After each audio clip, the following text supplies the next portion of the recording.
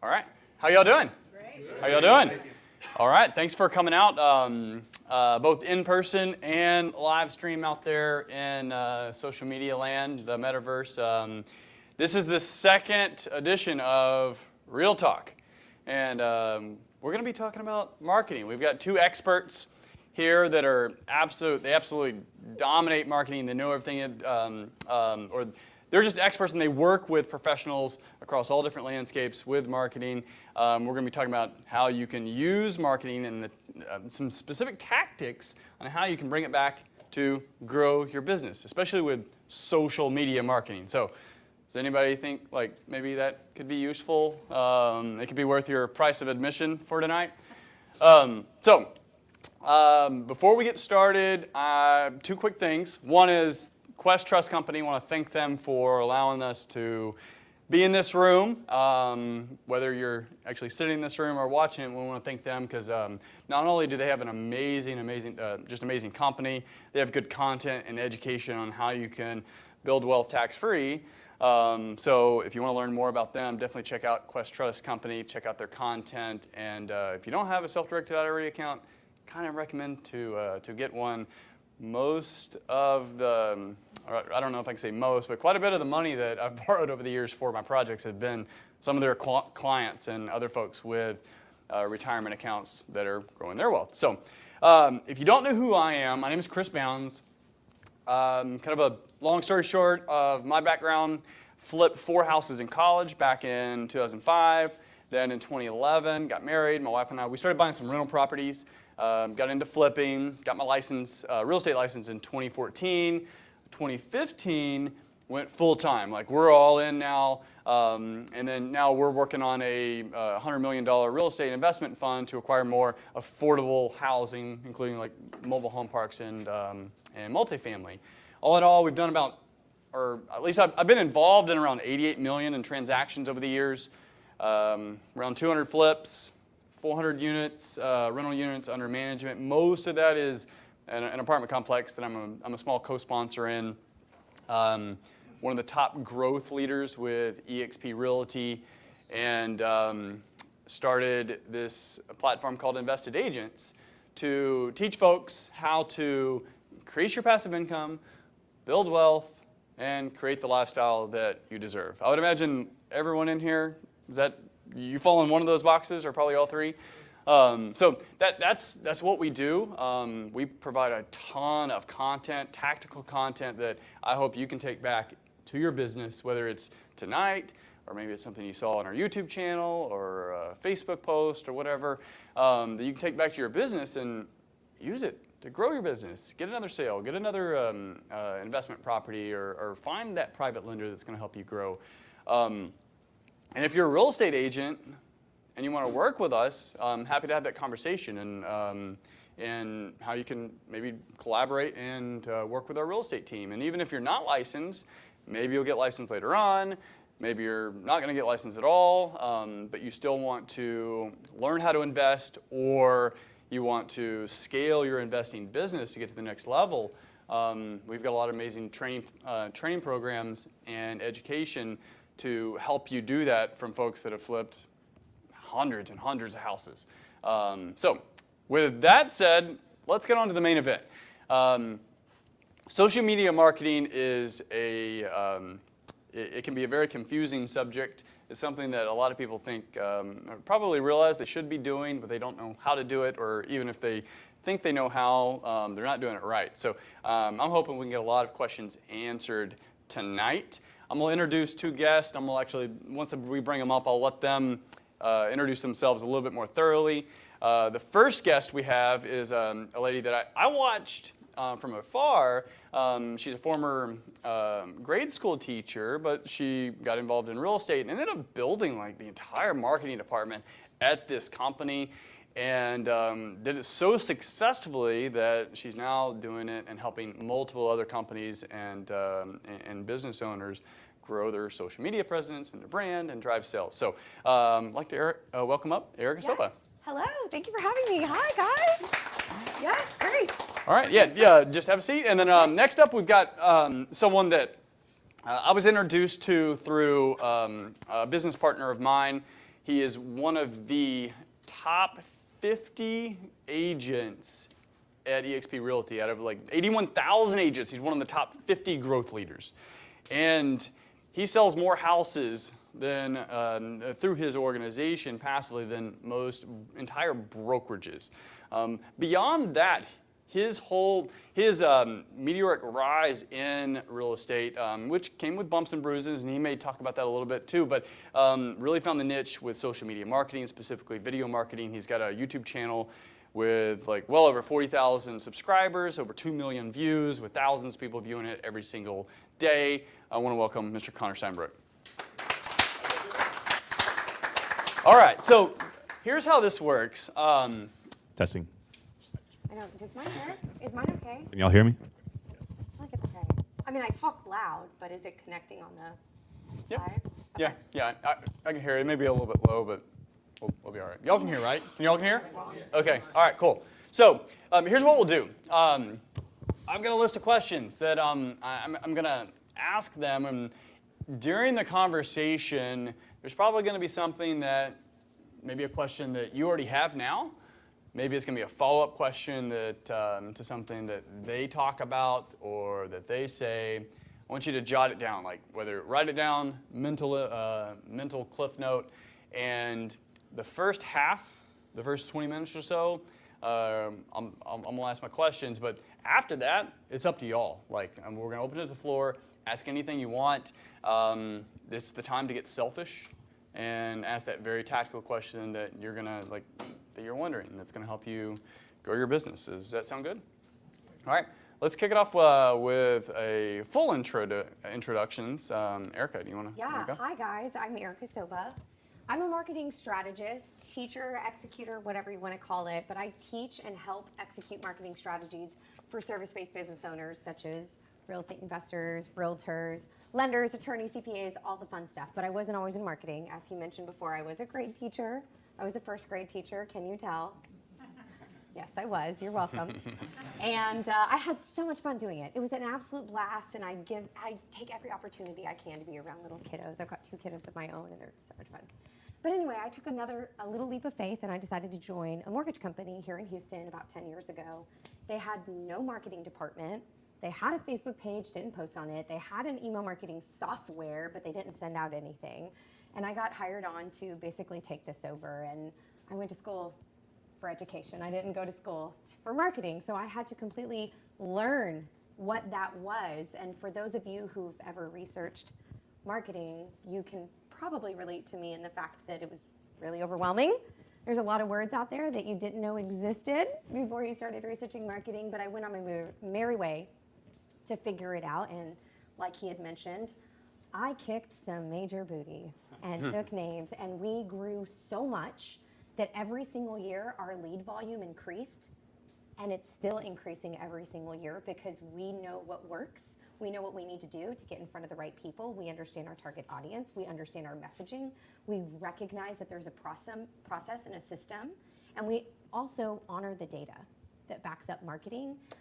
And that's what's allowed us to generate as many leads as we have. And then we had to hire more loan officers to take on all of the leads that we were getting. And all the while, people were asking me, what is your marketing magic that you got going on? What is this? And so I began explaining what I did. And again, I was back into my teaching days, right? Instead of teaching first graders, I was teaching service-based business owners, and it was just only slightly different. Nobody was asking me to tie their shoe. So, oh God.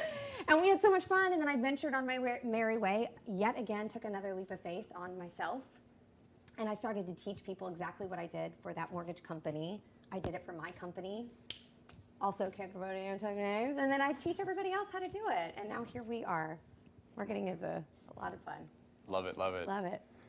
Connor. Yeah, so today we're going to talk a little bit about social media. I mean, it's the great equalizer of business. Before social media, you had to have money to scale a business. Now you can do it with time. And so kind of my rundown, I live in Dallas, Texas, full-time real estate entrepreneur, and I started out in the investment side first. And what happened to me was that I went off to college in 2003, and the online poker boom took off, and I was in college, and I put $20 in a poker site with all my friends. I actually won, everybody else lost, but I actually turned that account into quite a big number. In over 8 years, I was one of the top online poker players in the world. And I was doing some big mistakes with my life, meaning I had one income stream, I did everything on my own, and I didn't work for equity, I didn't work for cash flow. And what happened was on April 15, 2011, those websites got shut down. These were offshore accounts. The government didn't really have ability to regulate them, tax them the way they wanted. And overnight, I lost everything. I woke up printing money one day. The next day, my printing press was gone. And so I had, with one income stream, I didn't know what I was going to do. That's kind of like a college or a kid going into the NFL. I spent my money as fast as I made it, so I literally had to move back home with my parents, not even in my own room. I had to move to my sister's bedroom because my room was now storage. And I'm trying to figure out how this could happen, how I could go from the top of the world to having nothing. And for 2 years, I basically played poor me. I blamed anybody and everybody. And then finally, I came across an online webinar from Napoleon Hill and his 17 Laws of Success, his old black and white recordings, which led me to Think and Grow Rich, which led me into self-development, which led me to be just courageous enough to go out there and get my face kicked in by the industry. And I went 100 grand in debt, ran out of money, and I was terrified. And I didn't know what I was going to do. And so what I did instead of filing bankruptcy was I got a job working for minimum wage, sweeping floors at Academy Sports and Outdoors while I watched YouTube videos. And so I started going on the internet because I ran out of money, but I had time, and watching YouTube videos to learn how to generate leads. And then I started generating leads on the internet, and I started building websites, WordPress websites, using what I was learning on YouTube, and I was linking my YouTube channels to my websites, just forced optimization up, and accidentally out of my sister's bedroom built the #1 house acquisition websites in North Texas and built a big wholesaling company, went on to start flipping houses, went into build a rental portfolio, transitioned to the note space, started creating and selling notes, bought land, mobile homes on land, and along the way I figured out how to become successful, and I felt so much pain through my life. Let me see if I can help others get out of that. So I started my YouTube channel, Investor Army, and started sharing what I did to get out of my problem, and it took off and became Texas's #1 residential real estate channel. At our company, VXP, it's #1 out of 81,000 agents in the residential real estate investing space. Now, with that platform, people started reaching out to me about EXP Realty. For 2 years, I blew it off and blew everybody off in a hard way because I didn't really give anybody an actual chance from a business perspective to explain to me why this could benefit me. And then finally, after 2 years of blowing it off, I was speaking at an event in Mississippi, an owner financing conference, and the #1 guy at our company was speaking at the same event and stayed in a speaker's house with me in a small setting for 3 days. And I finally opened up and looked at the business model, was blown away. Got my license, joined EXP. Over the past 4 years, we built an organization that's going to break 2,000 agents this month. We're adding about 125 to 150 agents a month, selling close to 1,000 houses a month, and it's all because of social media. So I'm going to answer anything I can for you guys here and give you my opinions, and hopefully I can help you guys. And you come up here tonight and share your time, and I'm going to share some value with you guys, and you leave us something that can help you guys later. All right. Let's start out with a softball question, which Connor, I think this is pretty good for you to start off with. So, how is social media marketing different than traditional marketing? Before, could you have even done what you did, or how what would it have taken? How is it different? Well, for one, we just kind of touched on that a little bit, which is the leverage of time versus money. You know, traditionally, if you don't have money to grow a business and you're doing things like direct mail, paying for services and things like this, you're going to run out of money. You're going to run out of you're going to go out of business, right? So what happens is even if you're 100 grand in debt like I was, you can use social media. You already have your cell phone because you're paying for that. Hopefully, you've already got the internet. You can use time to go create your own free TV station. You can create a podcast, like a radio channel. So the difference is you can build a business with your work ethic and time and your belief system instead of having dollars to run the business. The big leverage point on social media is the relationship between time of your investment to the time invested back to you. So for example, if I go door knock for an hour, how many doors can I knock? I don't know, tens, right? What if I spend an hour creating a video that I put on the internet when some of my videos have hundreds of thousands of views? So think about the relationship of time on my side created for the time return. So you can never knock doors for 24 hours a day. Impossible. Your body can't handle it. My channel and other people doing what I'm doing on social media have well over 24 hours of inbound viewership in a day, so we can increase the minutes in a day and leverage time and actually increase the time of our lifetime because we're leveraging ourselves by us trading time once to having thousands of people coming to trade their time back equally for that time we spend, if that makes sense. So it's the fastest way for you to leverage yourself, scale yourself, and not have to spend a bunch of money building a business. How about you, Erica? How's social media marketing different than traditional marketing? Well, we got to go back to the basics of social media. Why was social media created to begin with? To socialize. It was meant to socialize with your current network. It was meant to connect with the people that are in your sphere of influence, for you to learn about their lives and for you to stay up to date with the people that you graduated high school with, whether you want to or not. It was meant for you to stay in touch with friends and family and people in your sphere of influence. And so when it comes to social media marketing specifically, you're leveraging that, of course, in the best of ways, right? We're not greedy here, but we're doing it in the best of ways to connect with the people who are already in our lives and reminding them on a continuous basis that number one, we do what we do. Now, I remember, didn't you say that what was your name again? Mitchell. Mitchell, you said you were a teacher? Okay, and now when you finally decide to retire because you are financially free from your passive income or whatever it is that you're deciding to do, no one is going to know that in your entire sphere until you announce that and continually announce that, because they're going to remember forever that you're a teacher until you change the narrative. And you get to do that through social media, and it's completely free, which is incredible. It's such an impact on just the most important people that are already in your sphere. So the completely free part is, I think, a key point too, because and we are going to talk about a little bit about this later. It's things change with social media, and some people will, especially if they've had success, will complain about that. But just knowing that it's free. It's literally, they've built or they built a platform that has billions of people that you can plug into for free. So if you can plug into them for free and you're starting from scratch, how should you start that social media presence, building your brand? Erica? show up. It starts with showing up. When I first started doing the marketing for the mortgage company I was telling you about earlier, I started researching because, again, I didn't know what marketing was.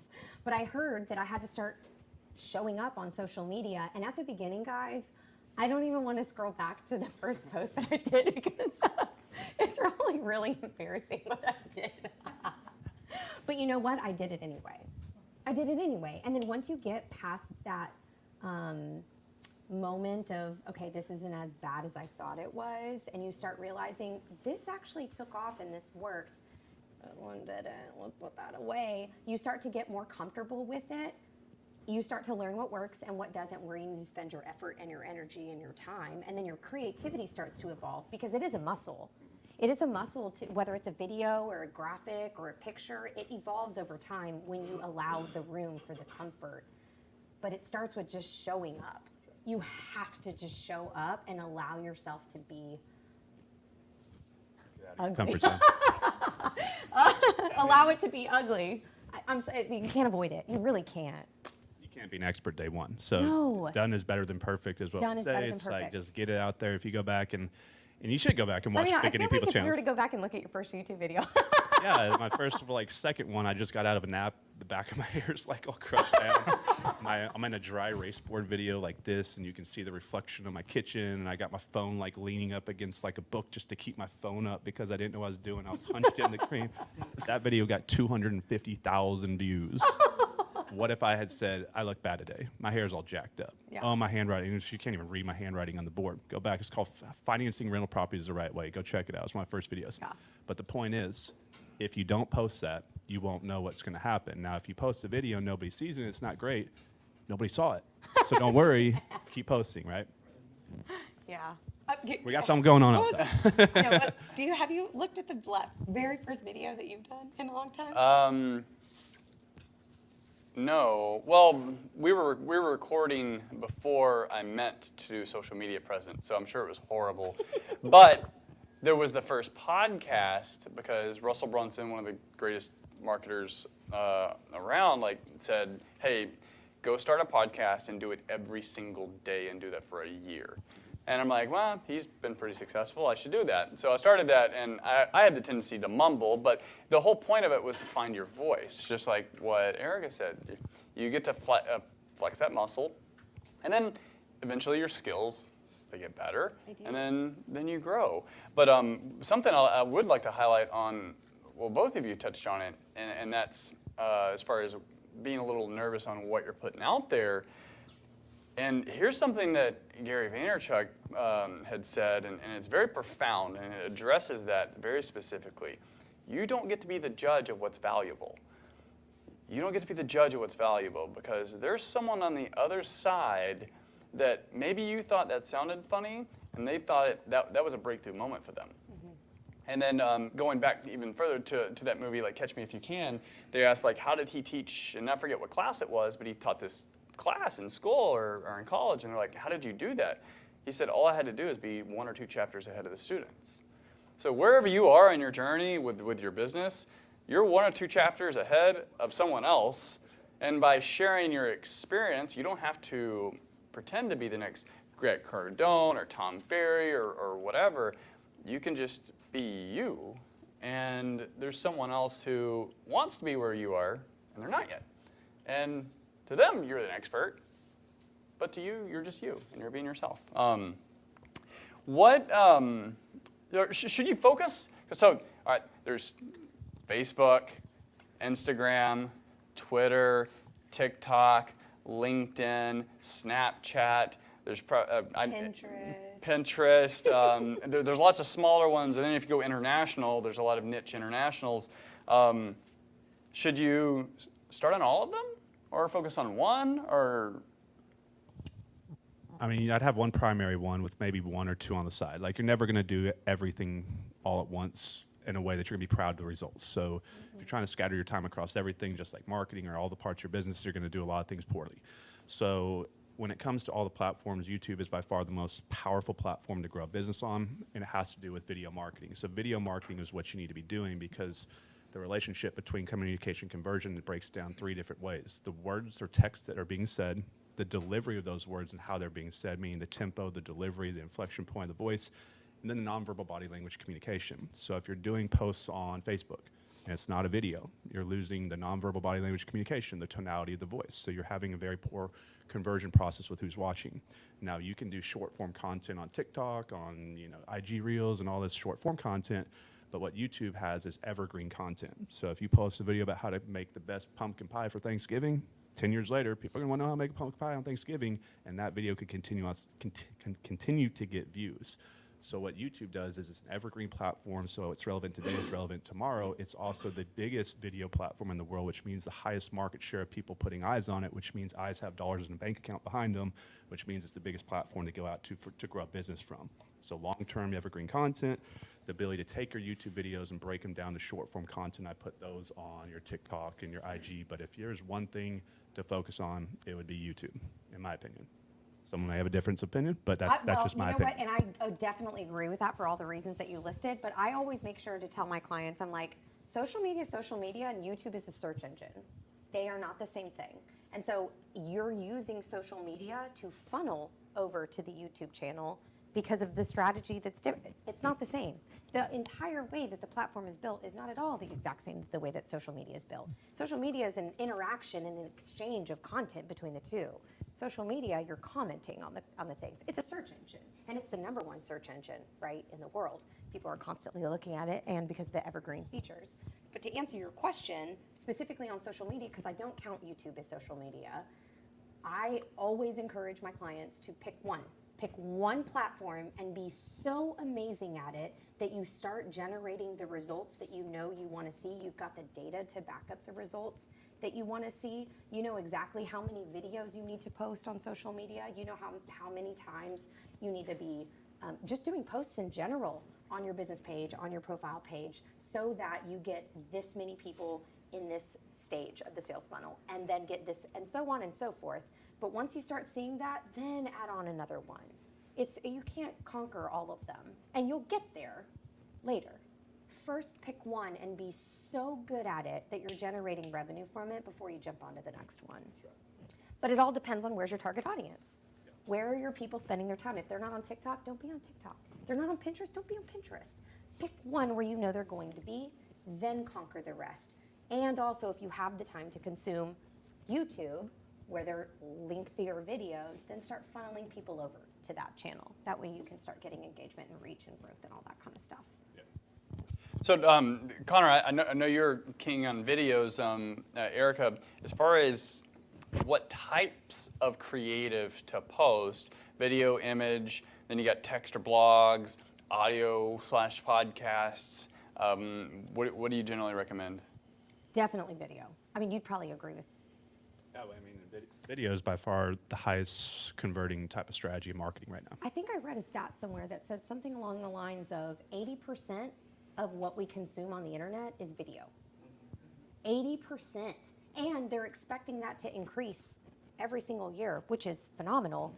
And that's also why all of these platforms are embedding and incorporating and pushing these video features like Instagram. The Reels came out, the IGTV, like they're pushing people to do that. And there's a reason why, because we're consuming videos. But even more so, kind of what you said, how video has this ability to hit on all these 3 touch points. But I also like to point out, people can see your eyeballs. And there is something so powerful psychologically when you can look someone in the eye. And even though you can't look at your target audience in the eye, they're looking at you in the eye.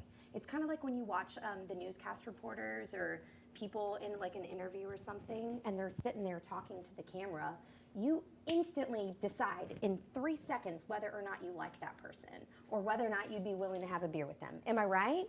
Because you were psychologically born that way. And in order to get that connection with people much faster than like a graphic, like you were saying, video is the quickest way to get that connection.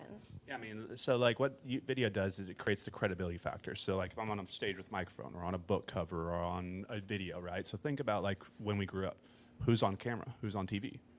Athletes, politicians, movie stars, famous people. So what happens is in business, to scale a business, you either have to increase lead generation or increase conversion of the leads that you can afford to bring in. So like if you're generating X amount of dollars or spending X amount of dollars and generating 10 leads a month and you close 1 out of 10.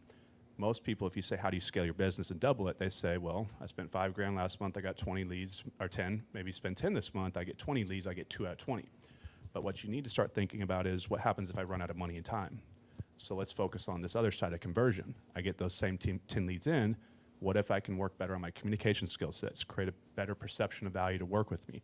Or because of credibility, being on camera and having a big YouTube channel, now I get 2 out of 10 or 3 out of 10. Same dollars spent to generate those same leads, higher conversion, which brings more dollars back in the bank account, which could be put over here to scale this side. So in the beginning of a business, you need to be focusing on conversion rates, not so much lead generation, because you're gonna have a limitation of leads that can come in. So what happens when you're on camera, let's say that I had a twin tomorrow. Everything was identical, 100%. Our business were the same, dollars spent in the business, every skill set's the same, but one of us has my YouTube channel, the other one doesn't.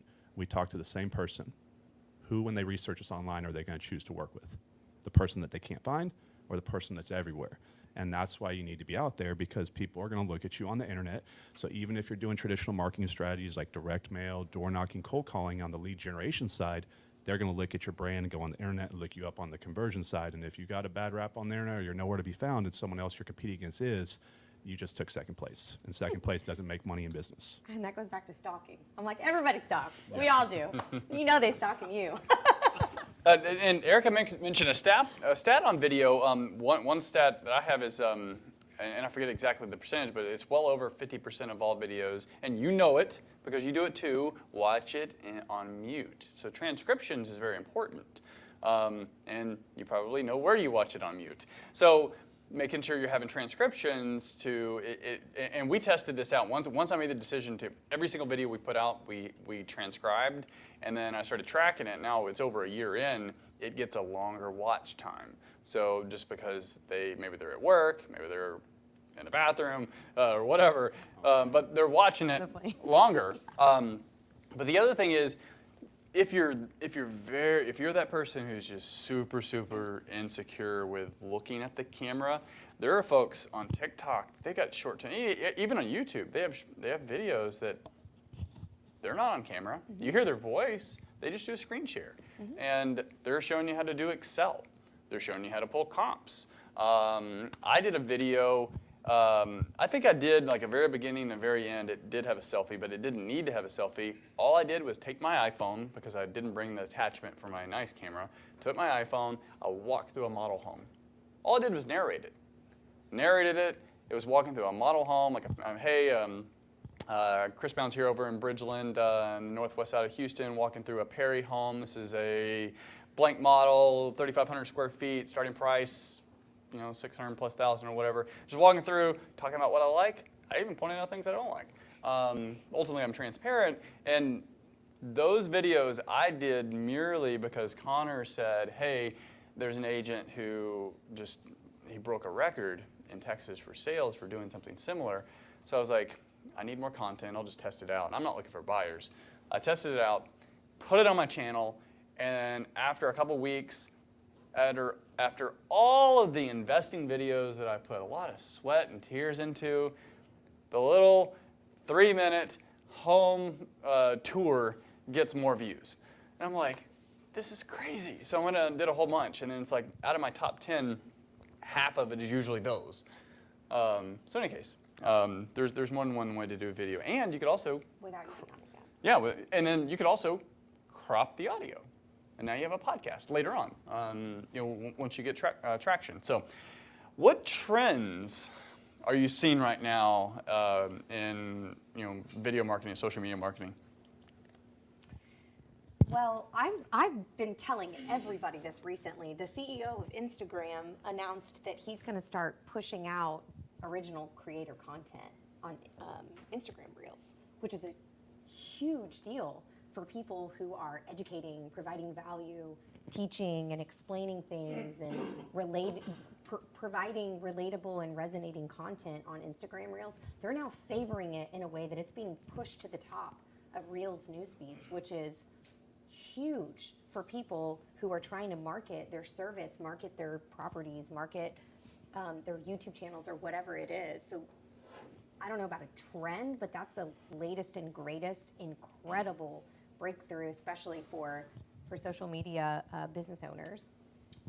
Yeah, I mean, I would say shorter form content, because busy entrepreneurs, one of the things that burns people on social media early on is thinking they have to constantly make 10 to 15 minute videos. They're edited and high quality, and to knock out a 30-second TikTok video is going to, get out there pretty quickly. And TikTok is, so one of the unique things is that, being able to run an organization as large as I do, I get a lot of data. I get to see what people are doing, what works, who's scaling businesses, who's crushing, what they're using. And a lot of people are moving towards TikTok right now. I'm not on TikTok personally, but a lot of our agents are doing very well. Some of them are, brand new agents doing tens of millions of dollars in sales off of TikTok. Some are growing their organizations. And the reason why trends tend to go towards new platforms and new social media sites is because the organic reach that these new platforms provide for you when you start out on a new platform. So if you look out in this audience, there's X amount of people in this room. You're all awake X amount of hours a day. You're only going to consume X amount of education or content a day. So it has to be scattered out and dispersed across all the different platforms, right? So if you start a new social media platform today and you're trying to compete against the big ones, Facebook, YouTube, I guess not a social media platform, but all the big ones, right? How are you going to get people to spend, as creators, their time to put content on your site, and how are you going to get people that watch content to come over to your site? Well, for the creators, you make it very easy to get expansion and rapid growth with your content so that they put more time over there. So they make the organic reach, meaning without having to spend money or without having to, really pay for leads, grow very quickly. So you're seeing kids in our organization put out their first TikTok video and it could get 1 million views, where if they put that video on YouTube, they get 50. And it's because TikTok's promoting new content creators, trying to have them successful so that they get more excited to put more content on TikTok, if that makes sense. One thing that I always like to point out, because I work with clients one-on-one and we discuss the breakdown of social media. For those of you that don't know, let me explain the phenomenon of TikTok and Instagram Reels, specifically for those of you that don't know. So with the way that social media platforms has been created for their users is, let's say that we are all the world of ABC social media company, okay? We all add each other, and when we post content, I'm only gonna see y'all's stuff. I am not gonna see anybody else unless I add you as a friend and we bring more people in. And that's the only way that our content's going to be visible on social media. That was what it was intended for. That's what it was created to do. Then here comes TikTok. And TikTok's, the way that it presented content was it could be anybody in the world would show up on your newsfeed. You did not have to be friends with them. You didn't know that they existed before. And now all of a sudden you're seeing this incredible amount of creativity and originality that you would have never seen before because you're not friends with them on social media. And it blew up. So much so, the CEO of Disney took over TikTok. Like, it was a phenomenon. And then Instagram was like, okay, queen, I see you. I'm adding that now. Now I'm going to incorporate that. And so that's where Instagram Reels came in. The build out of it so that you see other people's content and you don't have to be friends with them is now established as a new news feed in Instagram. So for those of you that don't know, I just want to clarify that for you. That's why it's such a phenomenon, and that's why your reach is insane.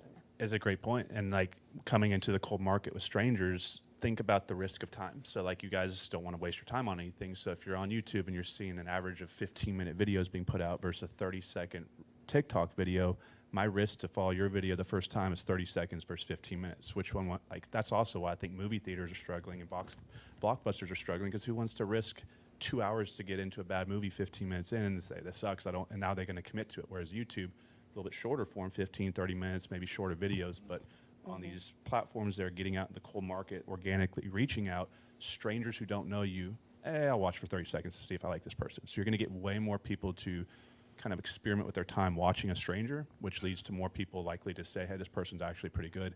Maybe watch another video to create a long-term follower.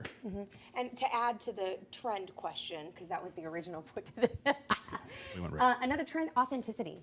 We want authenticity. We don't want to see these publicly made, or not publicly, professionally made videos. That's not trending right now. They just want to see you with your cell phone and you're like shaking and then you like they want to see you be authentic so that you're relatable. The second you portray this perfect person that never messes up, you are no longer relatable. You are up there. Right? And we don't do those people are so far out of our reach. But when you bring it down and become authentic and genuine, it's much more approachable and it's much more consumed. And that can be very strange to observe for someone who's an older millennial or Gen Y, just because everything we consumed growing up is all polished and it's professional. But I literally, I don't see it as much now because TikTok has figured I don't want to watch these. But early on, I would see realtors, ladies, like literally phone they're in their bathroom doing their makeup. And they're talking about like the showings they have. And you can see like all the likes, all the hearts and all the comments. I'm like, who on earth would want to watch this? But I mean, I don't want to watch it, but she's got thousands of other people. Notes. You know you're taking notes. Yeah, that's my weekend job. He's in there doing his So, but I mean, there are people who they love that authenticity, which actually goes back to the comments we were talking about earlier. Is don't judge yourself, because you never know someone on the other side that they're getting so much value out of that. So I'll kind of reiterate the shorts we were talking about. We started Shorts, so Shorts is on YouTube as well, and I think it's still experimental, so I don't know if all accounts have it, but we have it, and so we started 3 weeks ago going all in on Shorts on YouTube. The last 3 weeks of views, we have more views than the previous 16 weeks combined, which is insane. I was like, this is nuts. And for those that don't know, it's another TikTok algorithm. It's another Instagram Reels, and now Shorts. I'm telling you, once TikTok came out, it broke the internet. Anytime any one of these platforms comes out with something new, Disruptor. anytime they come out with something new, do it. Because whatever they come out with new, they want it to work. Well, really what they want to do is they want to test it. And the only way to test it is to get in front of eyeballs. So when stories came out, people were doing stories. When Reels are coming out, everyone does Reels, TikTok and all that stuff. So when you see that new stuff, like, hey, what's that little feature? Test it out and see what the feedback is. Listen for what, like, one of the things that's made me a fortune in my career is listening for what I call the echo effect. So if you start hearing Uber, Uber, Uber, Google, Google, Google, EXP, EXP, EXP, TikTok, TikTok, when you're hearing it around you, just focus on it. There's a reason you're hearing that chatter around you. And if you're ahead of the curve, you're ahead of the wave, and the first early adopters in anything get the biggest growth or biggest income possibilities. So And usually with that, what you're hearing is Google, Google, Google, dumb, useless. Why does anyone need to search for something? You got a phone book. Facebook. Who wants to get on there and talk to college kids? Like, that's just junk. Like videos, like these like egotistical people that are just going to record themselves on the internet. Like who would ever watch that? So that's usually what you hear first, but you hear a lot of it. Like now, and now it's blockchain NFTs. Like it's just a JPEG, it's junk and all that. But what that means is, I've made mistakes. Connor caught on with the YouTube stuff earlier. I was one of the ones who were like, what's that? And then now with like blockchain NFTs, I'm like, wait, okay. I made a mistake before. Let me just learn about it first before I actually dismiss it. What are ways you're seeing people use social media wrong? I mean, like one of the biggest ones I see is convoluting whatever platform they're doing with too many distracting, opposing strategies or thoughts. Like if you go to YouTube and your channel is like, hey, join my network marketing business, use my mortgage company. Oh, by the way, I'm a real estate agent, also an investor. You want to join my other network marketing company? Oh, here's a picture of my family. You're going to kill your channel. You need to be specialized now because there's so many people getting on these platforms. You can't just have a wide-ranging topic channel. You have to kind of niche and dial in.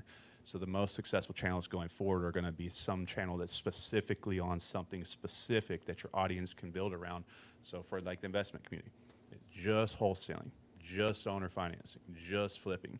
But when I started my channel, there wasn't a lot of people doing this. So I could do wide-ranging topics, financing, rentals, working with contractors, marketing, things like that. But the most successful channels now are going to have a defined, at least that I'm seeing, some type of defined topic, or at least within the same industry. But if you're convoluting all these different things that you do, you're confusing people. It's like, say like your favorite TV channel or favorite TV show or whatever series on Netflix or whatever it is about football. And you show up, one week is about football, next week is about baseball. And you're like, I came here to watch football, but he's giving me baseball.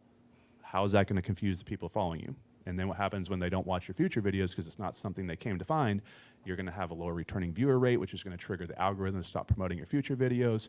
And so stay consistent with what you're doing because too many people are trying to just go too wide, I think, is what I see a lot of people making mistakes right now.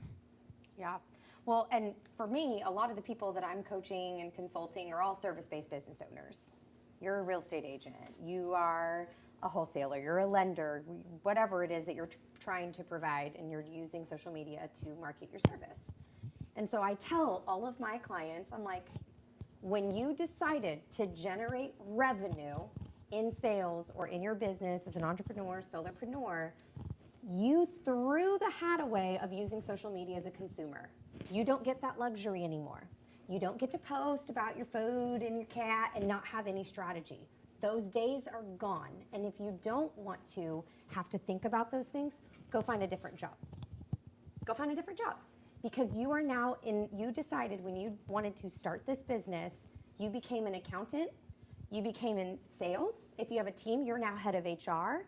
You are a CPA, you are in marketing, and you are in sales. And you took on that role and all of those hats, of course, until you outgrow those. And you start, of course, hiring people to do all of those things. So if you think about that, and you are now posting as a business owner, and you have strategy and plan and purpose, you have to understand that when you're posting on social media, that is in the brand awareness phase of your sales funnel, all the way down to creating income. And when you're posting in that brand awareness phase, all you're doing is providing value, showcasing your credibility, and showcasing that you're an expert in your niche of whatever it is, so that you can remind people that you exist. That's all that it is, to start conversations, to get people to start looking at you, pique curiosity, spark interest, and be curious about what you're sharing in a way that's attracting people to start looking at you and following you and listening to you. Social media is not the time to say, buy from me, use me as your realtor, I'm an investor, blah, blah, blah. Now is not the time to do that. You'll get there. It's kind of like, I always use dating as an analogy. You don't get on dating apps and match with somebody and say, will you marry me? You don't do that, right? You work your way to that.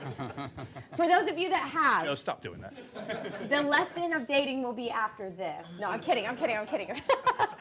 You don't do that. You don't go right in for the kill. And social media, right? Social media is not meant to go right in for the kill. Don't do that. Now's the time to share a little bit more about who you are and why you're an expert in the niche and service that you provide. Yeah, you completely answered the next question, which I was really going to sum up too, is the brand. Ultimately, everything is value. You must give value. And if you, Gary Vee, jab, jab, jab, right hook, meaning give, give, give, give, give, give, give, ask. And the way you can give isn't necessarily, hey, I'm a realtor, I'm going to be here, and if you'd like to talk to me. I mean, that's not right. But it could be a Facebook Live or whatever. Hey everyone, there's this new coffee shop. I don't know if I'm over here in Bridgeland. They're like, I don't know if you checked out. There's this new coffee shop called Blackstone Coffee or whatever. I just met the owner. I'd like to introduce you to him. They're from so and so, blah blah blah. You got to come check this out. This is actually this new strip center. We've got nail salon, blah blah blah blah blah. This place is just totally blowing up. We got a couple open houses, and I'm actually hosting one at 1 o'clock. But and value. Now people are like, okay, and stuff like that. Maybe it's a Facebook Live where you're showing comps, like of actual transaction. And you may have to be careful on what data you can put publicly, but stuff like that. Tips, tricks, why we do something, what we do, how we do it, how it relates to you. Let me give you the top 3 things to look for here, 3 things to avoid. This is why I do this. This is what it looks like. Let me walk you. I mean, all of those things provide value, and only someone who knows what they're talking about. How many realtors we is have? going to share that. Okay, real tactical tip you can use right now that bridges both traditional and social media. So, traditional media for realtors. Send out a postcard in your farm. Hey, just sold one of your neighbor's house. Give me a call when you're ready to sell. I get them all the time. I even call them sometimes. Most of them are bad, but this is the advice that I give to realtors. Instead of send that same postcard, but instead have a QR code. That QR code links to your YouTube page, where on the actual postcard it says something like, "Hey John, I recorded a video for you. You've got to check this out. I recorded a video of some really interesting things that are going on in your neighborhood that I think you would enjoy." That goes to a QR code to a YouTube video where now you're not going to say, "Hey John," because there's going to be a lot of people listening. It's like, "Hey, thanks for stopping by my YouTube channel. I'm a real estate agent, and in this market, I just sold a house in your neighborhood, and there's some really unique things that I noticed buyers are looking for right now, and I wanted to share that with you. You may not even be interested in selling right now, but in the case you are, these are a couple things that you might want to consider." And then maybe go over some comps. That's value. And not only have you demonstrated, like, now they get to know you, they know your name, they know your personality, but you've demonstrated expertise. Guaranteed you, no one has ever sent me that postcard. Guaranteed, if you send that one versus anyone who's sending just the generic one, you win. Leave with value. Yeah, it's very important that what she said a little bit ago. Don't start pitching and trying to sell stuff and making money today. So patience is a big thing that you need if you're going to go on social media. It's a long-term asset that you're building, kind of like a rental portfolio. So like I built my channel by just giving value. Like I didn't try to sell anything. I didn't try to pitch anything. And here's like a real life case study from like an example of like what the law of reciprocity is, which is you do something for someone, likely that you're going to have some reciprocation for them to do something for you later. So I'm posting my videos, just my time in my little room. I don't know who's watching the videos. You'd just be surprised. 50 views, that's 50 human beings, and they all have a bank account or lives, fans, friends and family. You'd be surprised what that can turn into. But about 3 years after I started my channel, I joined EXP. And one of the individuals in my organization reached out to me and said, "Hey, I saw that you just joined EXP," and he's basically one of the top producers in our company right now. And he said, "I've been watching your videos for years, and you taught me how to do a simple refinancing strategy called the burst strategy that a lot of you guys know about, and it made him a millionaire." He joined EXP. He's now added over 250 agents to our organization. They're almost up to about 250 agents, and it growing. That organization is going to be long-term, multiple 7 figures to the bottom line that I have. So I didn't sell a product to him up front. I didn't pitch him up front. I didn't care who was watching the videos. I cared about how do I help as many people as I can. And when you help people, they're going to remember it. And then when you meet them in person at events, or they find out you're doing something similar that they are, like joining ESP and they're an agent. You used to be just an investor. It creates business opportunities later. So be patient. Let the manifestation process happen later. But if you try to go directly and try to sell everybody and buy my course and buy this, you're going to run everybody off, and they're going to think you're just another huckster on the internet. But if you just deliver true content for the purpose of helping people, it will come back to you, and it'll come back to you on a multiplier bigger than you could possibly imagine. And so we went a little over, but we were on a roll, and I wanted that to continue. We're going to open up to the floor. So if you got a question, what I'll do is so ask your question. I'll repeat it so it goes through the wires into social media and YouTube, and then we'll let them answer. So first up. About Facebook, and once we start using social media, we're no longer a consumer. Exactly what does that mean? So what does it mean that you're no longer a consumer? You are now a producer on social media. Well, you're using social media to generate income. A consumer, an everyday person who's not trying to generate income, is posting that kind of way. They're clicking post. They don't really, unless they're an influencer, are not caring how many likes they're getting. It is what it is, and then they move on with their lives. And they either get likes or they don't. And it doesn't really affect their bank account in any way, shape, or form, unless they're an influencer, right? Any influencers in this room? But when you're a business owner, you now have to think that every single post is telling a story about who you are, all to point people to the service that you provide so that it generates conversations, so that the sales funnel kicks in, so that you get income at the very end, way down the line. So your strategy, you're monitoring how much engagement you're getting. You have spreadsheets to track what's happening. Are you getting a good reach? Are you getting a good engagement? Are you getting good impression? And if you're not, you have to stop what you're doing, switch it up, and figure out, what do I need to do to fix this so that I can get more reach? Consumers don't think that way. They don't give a shit, right? So that, Can I add on to that? So that means I can't post a picture of my grandson? no, not at all. Okay, all right. Not at all. Not at all. That's not, in fact, I would encourage that because that gives you another human element about who you are. Now on YouTube, probably not. But on social media, again, go back to the premise of social media. It was invented for us to connect on a human level. But be mindful. What I'm sharing tells a story about who I am as a human being and about who I am in business. A lot of it you could probably sum up to consumers are there just to be entertained. Yeah. Producers are to entertain and you entertain and educate. So you are the entertainer and educate. So if you are scrolling, it's not with the mindset of to be entertained. It's with what are people doing that you're seeing. So I'll do this all the time. I get an ad on Facebook. Some people get mad at ads and they comment. I don't do that. I click the ... and I see. Why am I seeing this ad? Why am I seeing this ad? Because I want to know what about me did they use that Facebook tells them to send it. So it may have an age group, it may have an interest, and I want to see that. I'll screenshot an ad and I put that in a folder on my iPhone of ads, like creative, and I'll send that over to my VAs. I'm like, hey, make something a little different with our stuff and like use this, or videos. I'll send those. Hey, I love what they did here. Let's do that. So you're thinking with that mindset. Now, to help keep from getting in the rabbit hole, you can't really do this on TikTok, but on Facebook, unfollow everybody except for maybe a couple family members that you really like and you want to stay in touch with, and the top 100 people that have the audience that you want.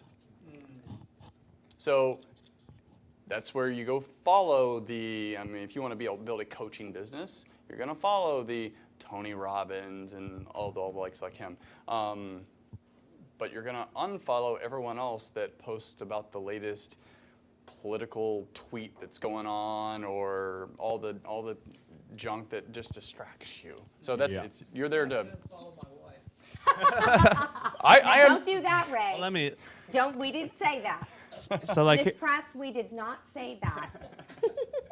So here's like a different perspective. It comes down to the person and what you're trying to accomplish. Like there's some of the biggest channels out there. They're family channels. Then the whole thing is that people like to see how that family unit works together. Now, like if you're going to build a channel and you're going to be doing all real estate videos, and all of a sudden it's like you and your family at a picnic, and then you kids at lake, and it's like a family experience, that's probably not going to work. But for example, like one of the biggest channels I follow, the guy, like one of my hobbies is I like to fish. I know it's weird, but he's like one of the top bass fishermen. He films videos, and his son Elijah comes in and almost interrupts like every third video, and it's hilarious because he's got this like 6-year-old kid that walks in and he doesn't know how to edit videos, and he's always like, oh, give me a second to help Elijah, and then everybody loves Elijah, and he goes away. But it helps grow the channel. So don't just say, oh, I don't cut family out. Like some people, may not have their family in all their videos. Like say they do 100 videos, but 2 or 3, they may have their family in one of the videos. So people see they're real. They see they're just like them because people are going to see themselves in you. So if you're a busy single mother and someone's watching and you're single, they find themselves in you, right? Or you're have a 6-person family or large family. When people come across an avatar of how they see themselves and the person that they're following, they relate to it. So But even still, that's strategy. yeah, I mean, it's a strategy. So that's It's what a I'm saying. Have an strategy, idea adding a of where human you- element because Correct. you're thinking like a business owner. That's right. But so don't just say it's black or white. No, I'm not going to have.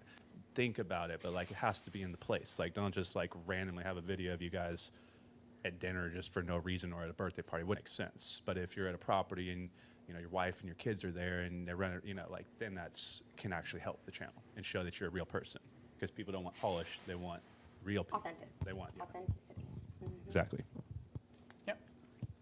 You talked about a business page and a personal page. Is that really necessary to separate the two? Because a lot of times, if you're on a business page, I don't feel like I'll be as authentic as I normally would just on a personal page, and I still do business. So So how to utilize both a business and a personal page. Well, you are required by any social media platform to have a business page to promote your service or products in order to be in compliance with the rules and regulations of the platforms. And they have full capability and have removed any personal accounts that didn't have a Facebook business page or Instagram professional account or LinkedIn professional account or whatever. You are required to have it. Now, I will say, you're not going to get as much engagement on business pages. And the reason why that is because business page owners were too busy saying, buy from me, buy from me, buy from me, book a call, book a call. And they were too busy selling. And everybody on their social medias were like, ooh, I don't like this. Let me keep scrolling past it. And so Facebook and all the other platforms were like, okay, I don't want to get rid of your page completely because that wouldn't be completely fair. So instead, I'm going to limit the amount of views to 3% of the posts of the people that are following your page. So you make a post on your business page, Facebook's gonna say you got 100 likes, 3% of those people, I'm gonna show it to those 3%. If they do nothing with your post because it's crappy, then your post is dead. It'll still be on your page, but I'm not showing it to the news feed anymore. Unless those 3% of the people engage with it, then they're gonna push it to more news feeds because it's then deemed valuable, and you gotta kind of like earn your way to the news feed. So you have to first keep that in mind. That whole context, you have to keep that in mind. Now, with that said, on your business, what I always encourage everybody to do is post on your business page and then share it to your personal profile because you are going to get the most engagement on your personal profile. Additionally, on your business page, yeah, it's going to be a lot more business, definitely more business. On your personal profile, you're going to have a mix. And the mix is important because on the personal side of your personal profile, it's going to create that engagement. We're all trying to earn our way to the newsfeed, and we earn it with personal posts. We don't earn it from business posts. We just don't. But you get there by mixing in your business page posts that you've been sharing, and then you deem your profile as something that's worth the newsfeed. You got to earn the newsfeed. You got to earn your spots to the newsfeed. Does that make sense? Do you have anything to add to that? No, that's great. I have a question as far as video duration. So I know you'll have different views a little bit. So I was like you, I used to do a bunch of YouTube videos on car repair and installs and stuff like that. And those still get views to this day. Yep. And I don't even do that anymore. I will for a long time. But as far as for like what you said, building a business and stuff like that, are you seeing more traffic on short-term content because of people's attention spans have decreased? I mean, I'm even finding myself like I don't have time to watch something. I'll watch a few seconds. Yeah. Do you want to So view duration, does it matter, long form, short form? I mean, it depends on who's watching. I mean, like Joe Rogan's got the most popular podcasts, and some of those are 5 hours, right? So like it depends on who's consuming the information. So like some people would love to read a long book like this thick. Some people would never touch that book, right? And they may read a short book. So it's all about the difference in the person. But like on like a mass, like if you measured everything, I used to do about 10 to 12, 10 to 15 minute videos. And I think it's a combination of it's easier to get people to click on a shorter video. We're kind of talking about the risk of their time because it's not a big investment, but it's also that content creators, you know, I think people are realizing it's like, it's a lot of effort, a 15-minute video versus a 10-minute video to do, you know, especially if you're doing a bunch of jump cuts and edits and overlays and merges and, you know, like it's a lot of extra time. So you're seeing, I think that's why like a lot of people are using TikTok and so many short form content because they can get more pieces of content out. It's easier to create more content. So I do see, and then also, you know, YouTube's rewarding people now for being able to double monetize videos with shorter form content. Was it 8 minutes now instead of 10? And I mean, as you can create more content, shorter form content, and more people will watch it, and more that are strangers to you, at least what I see. Now, a lot of my business success, including, you know, Mike, the #1 guy at EXP, came from long form content through podcasting. Because what podcasting can do is you don't have your video personality, you have your real personality. So like she says, over the beginning of your if you watch someone's beginning channel, they're going to be all different. Then as you watch it over the years, they turn into this different person. They have their stage personality. But when they get on camera on YouTube or on stage, or you meet us around a group, they have their real personality because they're being asked questions live time. So it's more authentic, and plus you get to hear more of that person's story, more about what they do instead of, you know, so it's all kind of relative, and I know it's going to bounce around, but I'm just trying to give you different ways of thinking about it. But yes, I try to keep my videos like under 10 minutes if I'm going to do YouTube now. And you can do both. Like, if you're doing a video on how to change your rotors, like, you kind of got to watch the whole thing. And if that's a 15-minute video, like, and I did the same thing. I had to replace a carburetor and a pressure washer. And where did I go? YouTube University. And Yep. I watched the whole thing. And I had to rewind. I probably watched that thing 5 times. But you can do both, meaning it may not work for like the how-to that requires a pure 1 through 10. But this video, it's long-form content that I will go back. My team will chop it up. Every single question will be a smaller video. And then there's individual nuggets that one of us said that will be a short. So this is an hour show. We're running a little over. This 1 hour episode will end up being probably 100 and 150 pieces of content. By the time you add video chops, audio only, still images with quotes on it, and then text. So you could do long form shows and chop it up as a kind of a catch-all, and then you could do more tactical shorts. Yeah, like one more thing I'll add on that is, let's say, like, so how do these platforms work? They're advertising companies, right? So we're the lead generation, we're putting the content out, but they're providing the viewers and they're sharing the advertising revenue. So if you're a business and you're selling advertising, what do you want? You want watch time. That's why one of the big algorithm triggers for YouTube is 50% watch time. If you put a 3-minute video out, what's 50% of 3 minutes? 1.5 minutes. You put a 50-minute video out, how much is 50% of a 50-minute video? It's 25 minutes. Now, if your goal is to keep attention on the platform and to increase the minutes watched by the people on the platform, if you have quality content and you have the ability to keep people on there for a high watch time, you're increasing the minutes watched on your channel, which YouTube likes, and do you think they're going to promote you more? So if you have the Keyword is quality. yeah, it has to be, and you have to watch your analytics to make sure you're getting watch time, because you're putting 20-minute videos out and getting 2 minutes and clicking off, they're gonna, they're not gonna promote those videos. So I would watch your video content in relationship to watch time to see how much people are watching, and if they're staying on a video for 10 minutes, maybe extend the video a little bit longer. And the other thing, if you really scale a channel and you want to create ad share, or what is AdSense revenue sharing, you can run embedded ads inside a video. So let's say you have a 1 hour podcast, you could run 6, 7, 8 ads in that podcast, as compared to like in a shorter form video, you may be able to run 1 or 2 without people being like every 10 seconds is an ad, if that makes sense. So if you can keep that watch time, you can, it's better. But if you can't, I'd stay with shorter form content. That's kind of like my opinion on that. One more question, and then we'll kind of hang out as long as they want to hang out. So I saw you had it up earlier. So, what's the difference or the similarities between, say, for example, the internet and SEO, search engine optimization, and the what's synonymous to that in the YouTube world? So, I think you touched a little bit on it in the conversation. Yeah, I mean, it's very. so how does SEO, how is that involved with YouTube, and how's it related? Not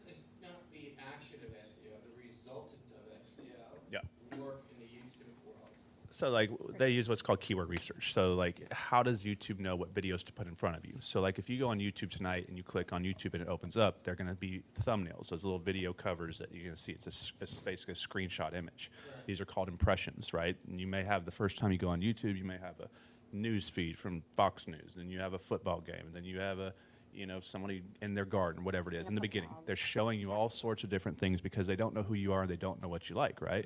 But when you go into the YouTube search bar, if I type in cats, is YouTube just going to give me unicorns, hippos, and gorillas, and all these other animals, or are they going to give me videos on cats? So they don't know because they're not watching the videos themselves. The only way they know what's going on is by the keywords you punch in. And so there is an algorithm crawler. So when we're optimizing videos, what we want to do is I use a tool called Keywords Everywhere. This basically searches the total search volume of major search keywords on any, so like we buy houses or something like that, right? And so I'm going to use that to suggest a lot of highly searched keywords that have a big volume of searches to it. And I'm going to take one of those big search keywords and I'm going to put that in the title of my video. So let's say we buy houses Houston, right? Well, my title may be like we buy houses in Houston, even if they're falling down or something stupid, right? But the main thing is the main keyword, right? And then in the back office of YouTube, and I have that in my training system that you guys get, I show you there's a tagging section in the back. You have 500 characters to put in your tags. This is going to be sub-variations of your main title keyword. So we buy houses in Dallas, we buy ugly houses, we buy homes, right? You're going to fill up this tagging section of things that's similar to keywords that people are going to type in, because if anybody types in one of those other keywords, YouTube knows that that can be a video they can promote to that person. And the last thing you're going to do is you're going to take your main keyword from your title, the tag keywords, and you're going to write a description in the back office of your description section and plug that full of keywords. And then the last thing, you want to have your videos transcribed, because when it's transcribed in the video, it also triggers the algorithm, and if possible, you want to speak those keywords as well, actually word for word in the video. And all that's going to help increase the search engine optimization, because if you speak the words in your video, you have it transcribed, you have it in your title, and you have it in your tags and your description. YouTube knows the video is about cats, not hippos, right? So it's relatively simple. And it's very simple. What I made sounded difficult, probably to some of you guys, it probably sound like that's a lot. That's like a very simple thing to do when someone says 2 + 2 is 4. And that's what I show you guys in there. And it shows you exactly how to do it. And that's how one of our agents broke Texas state record last year as a first-year agent, did almost 70 million in sales by keyword optimizing videos for new build construction for California buyers moving to Texas. So you can target the person you're trying to get in front of instead of sending mass marketing out, hoping to get lucky that people that you're looking for come across the volume of marketing. What platform was that you used? For what? The one that you said that you used those keywords to capture new construction builders from California. What platform was that? As he did it on YouTube. But I created a training system to teach people how to build business YouTube channels that we give to our agents. And so the #1 recruiter in the company at EXP went through my YouTube training. That's how I learned how to optimize videos. So it works. Well, hot dog. This is what we created Invested Agents for, to provide this kind of content and bring up successful folks like Connor, like Erica, to show you how to take this content, but you got to put it to work. So let's give them a round of applause. So they'll stick around as long as they want to stick around. Feel free to ask them any questions. And if you want to learn more about EXP or Invested Agents, come talk to one of us. And then we've got an event tomorrow that we're actually going to be, it's at 11:30 at Total Wealth Academy's office off I-10.